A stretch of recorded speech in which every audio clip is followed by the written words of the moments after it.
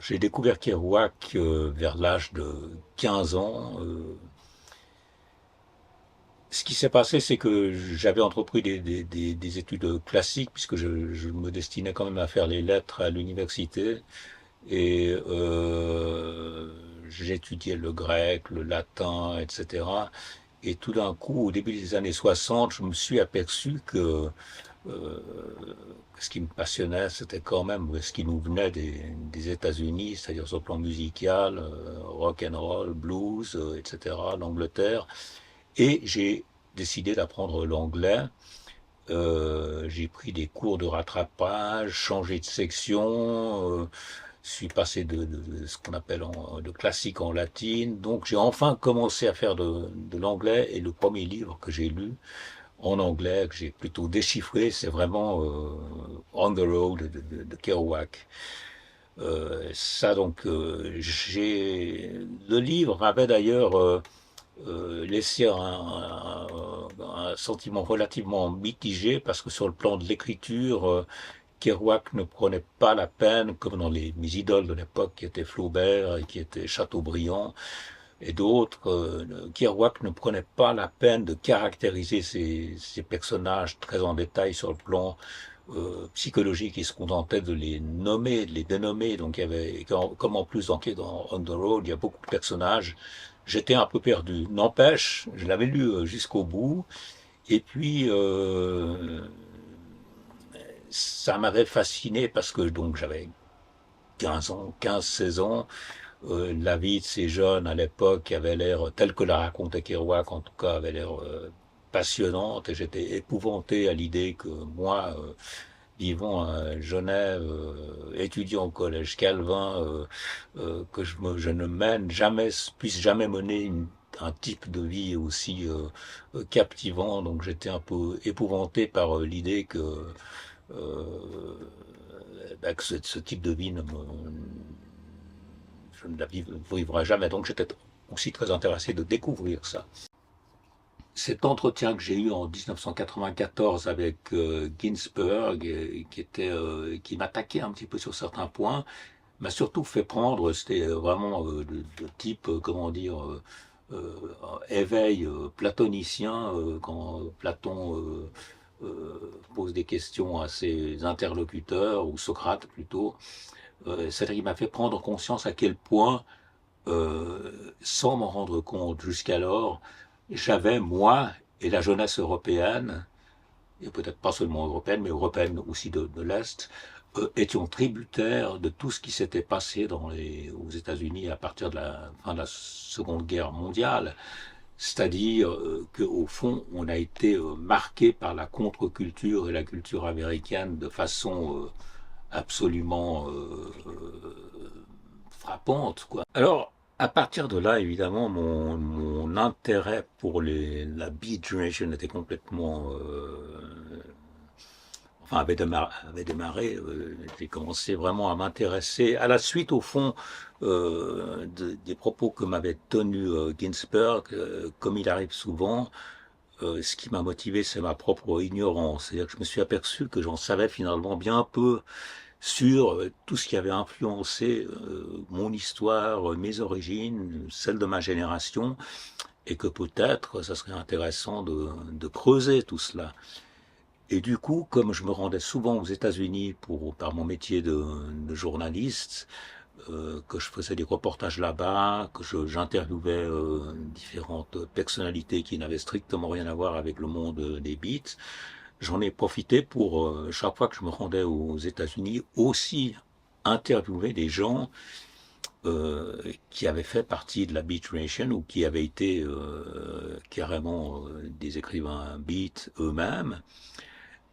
Tous ceux qui étaient parce que évidemment Kerouac dans Sur la route, c'est un livre à 100% dont les personnages ont tous existé, c'est pas du tout des personnages fictifs. Donc il était encore possible à cette époque que je rencontre des personnages comme Kerouac et Cassady. Eux sont morts très jeunes, mais leurs compagnons leur ont survécu.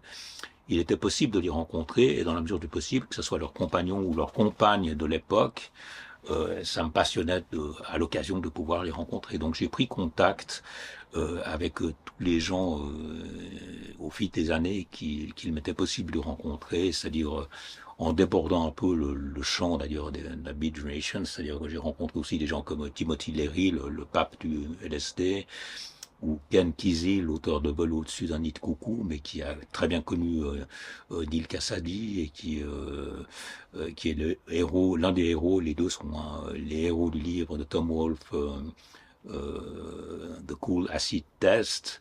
J'ai rencontré certaines enfin les deux femmes de Neil Cassady, Caroline Cassady, Luann Anderson, la poétesse Anne Walban, la petite amie de Kerouac en 57, Joyce Johnson, lorsque lui devient célèbre, il accède à la célébrité, c'est sa petite amie, et elle voit les conséquences dramatiques du succès de son livre sur la personne elle-même de, de Kerouac, qui sera en quelque sorte, autant que son héros Neil Cassady, qui sera tué par son best-seller, en quelque sorte, c'est-à-dire que ce livre c'est un livre assassin. Le cycle des romans de la Beat Generation me fait parfois penser au cycle arthurien, et je pense que si Neil Cassady, lui, pourrait peut-être passer pour une sorte de Lancelot, alors que Kerouac, lui, ça serait plutôt Perceval, avec le côté un peu plus religieux. Mais Caroline, elle, c'était une reine guenièvre, c'est-à-dire que c'était l'idéal féminin de Neil Cassady. Et un personnage qui m'intéressait moi tout particulièrement, parce que dès ma lecture de Sur la route à 16 ans, ça m'avait frappé, c'est que dans le premier paragraphe de la première version de Sur la route, parue en français ou en 60, c'est-à-dire que dès le premier paragraphe, parce que l'éditeur avait aménagé le texte un peu à sa guise, théoriquement il n'y a pas de paragraphe, c'est un texte d'un seul trait.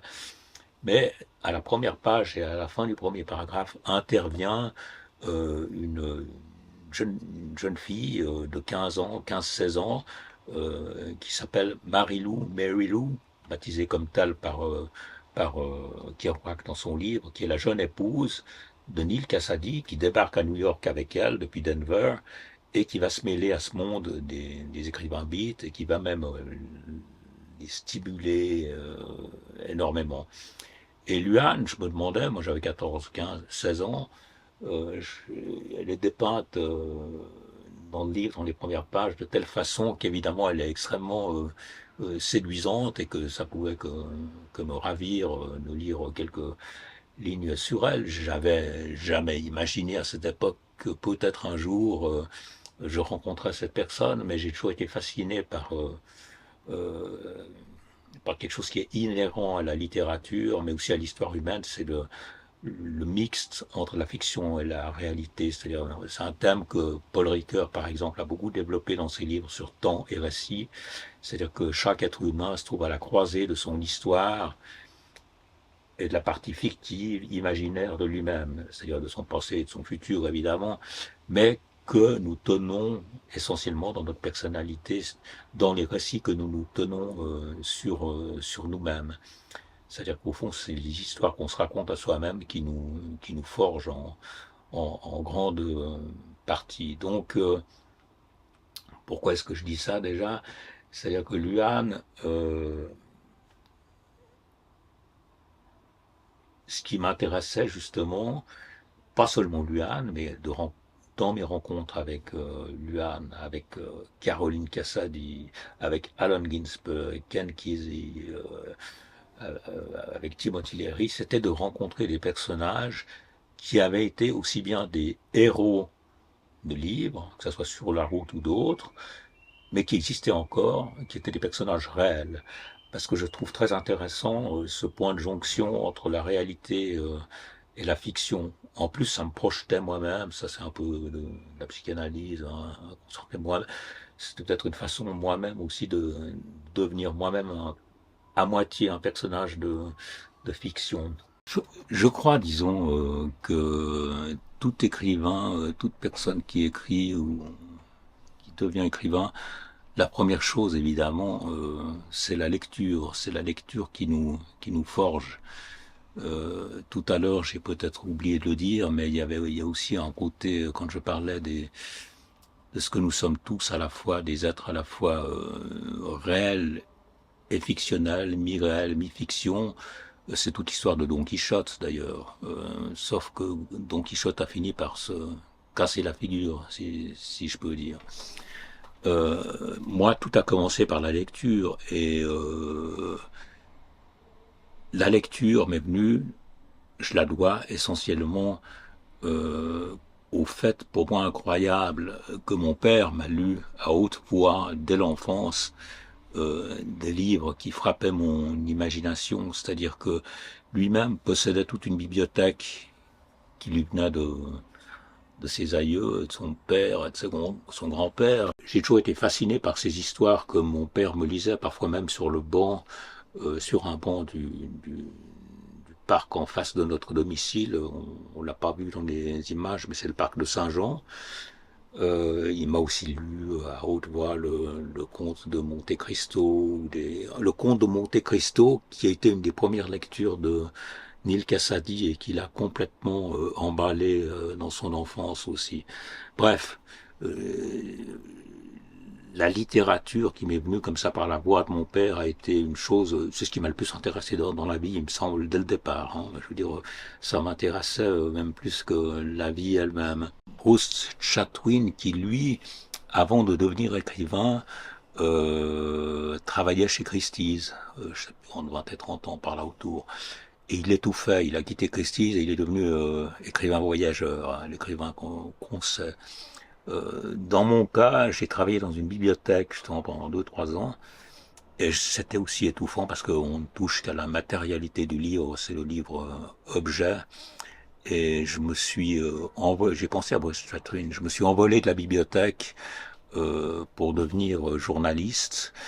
Euh, et le journalisme, pour moi, avait rempli un rôle, un double rôle, si on veut. C'est que d'une part, c'est le seul métier au fond qui me permettait d'écrire. J'aurais été prêt pour écrire à recopier le bottin du téléphone, mais enfin c'était quand même plus intéressant d'être journaliste, de faire des reportages, des entretiens, de voyager un peu tout autour de la planète.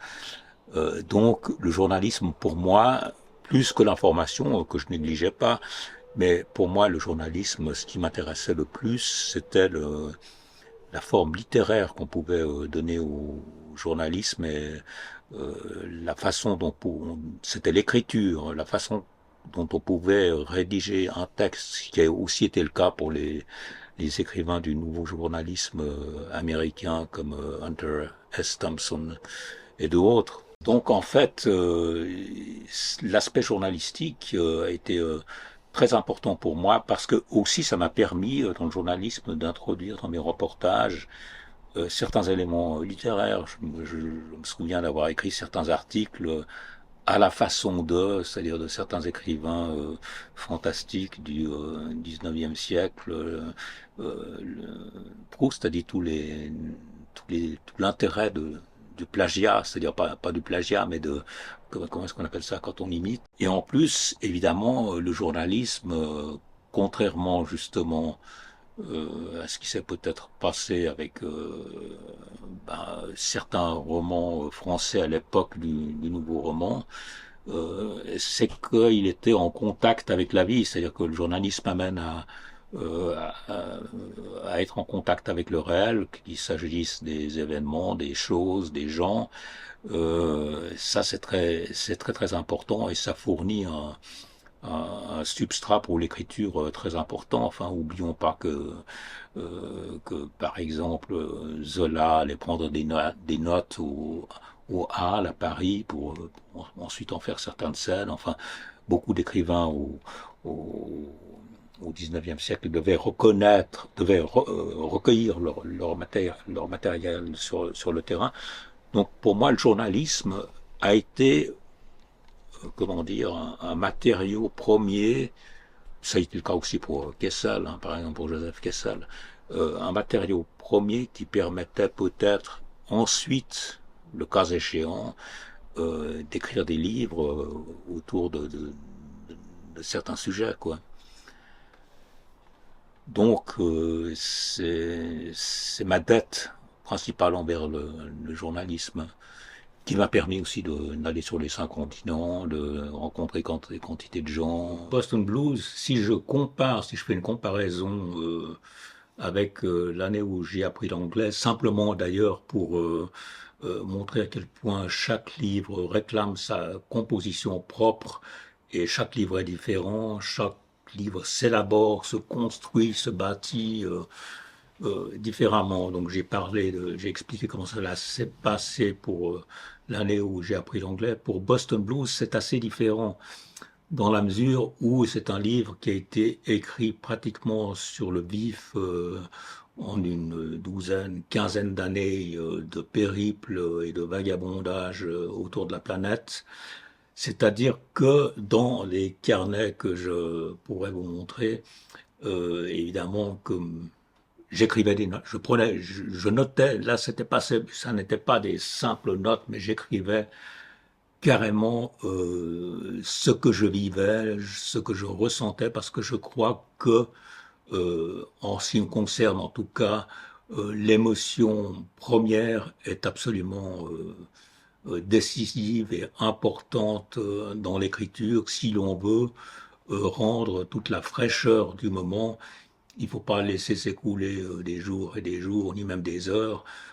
Sitôt qu'on a vécu les choses, qu'on les a éprouvées, ressenties au plus profond de soi, il faut les coucher sur le papier parce que c'est la seule manière, en tout cas pour moi, de les rendre au plus juste et de retrouver leur virginité première. Donc j'ai dit à quel point la jeunesse était importante dans plusieurs de mes livres. Mais évidemment, il n'y a pas que la jeunesse, il y a aussi toute la suite. Et dans 2 livres, pour l'instant, j'ai essayé de ressaisir bien plus tard ce qui fait un petit peu pour moi la totalité de l'existence, de ressaisir l'existence plutôt dans sa totalité. Ce sont 2 livres que je peux montrer là, un bref aperçu des âges de la vie, et vous faites-vous semblant d'exister. J'ai pas du tout l'esprit de système. J'avais plutôt en tête ce que m'avait dit Sioran quand je l'avais rencontré en 1979, c'est-à-dire que il me conseillait d'écrire des fragments parce qu'il disait que dans les fragments il y avait plus de vérité. Et je suis à cet égard entièrement d'accord avec lui. On ne peut ressaisir la réalité que de manière éclatée et fragmentaire. Donc il y a une série, peut-être, je ne sais pas, moi, au total de 150 histoires, je ne sais pas, sur 2 livres, ou non, peut-être un peu moins tout de même, qui pourraient n'en faire qu'un seul. Il y a 2 livres, mais ils pourraient n'en faire qu'un seul. Et ce qui est leur marque de fabrique, si je peux dire, c'est l'histoire de Robinson Crusoe auquel je consacre une chronique. C'est-à-dire que, qu'est-ce qui se passe pour Robinson Crusoe? Il fait naufrage et il lui appartient, sur l'île où il se retrouve tout seul au départ, de se rebâtir à lui-même un univers à partir de tout petit rien et à partir des débris du bateau qui a fait naufrage. Donc chacune de ces chroniques est au fond, ce que j'essaye de faire, c'est comme les grands récits et tout ce qui maintenait l'humanité jusqu'à relativement récemment, qui la faisait tenir debout, c'était des grands récits mythologiques, religieux ou humanistes. Tout ça finalement, comme on sait, a plus ou moins fait faillite au cours du XXe siècle pour quantité de raisons différentes. Et à mon avis, il nous appartient justement de recueillir plus ou moins, ou tant que faire se peut, les débris de ce qui reste, comme de ramener sur les plages du présent, de ramasser sur la plage du présent certains de ces débris pour nous reconstruire à nous-mêmes un univers minimaliste, fait de petites choses, de petits riens, de petits bonheurs qui pourraient nous amener plus ou moins à traverser le XXIe siècle de manière satisfaisante.